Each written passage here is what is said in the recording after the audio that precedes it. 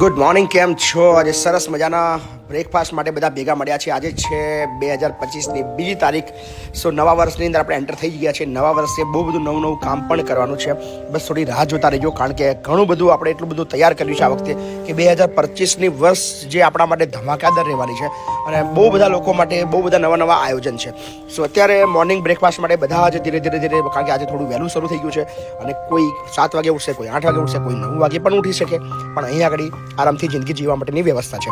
સો આજે બ્રેકફાસ્ટ માટે જે સરસ મજાનો નાસ્તો છે બધા કરી રહ્યા છે અને આ બધું જ ચાલે છે સોશિયલ મીડિયાના માધ્યમથી. તમે પણ જો આ કામ માટે સહયોગ કરવા માંગતા હોય તો માત્ર 2100 રૂપિયાનું યોગદાન છે. વૃદ્ધાશ્રમની અંદર સવારના નાસ્તા માટેનું યોગદાન છે માત્ર 2100 રૂપિયા.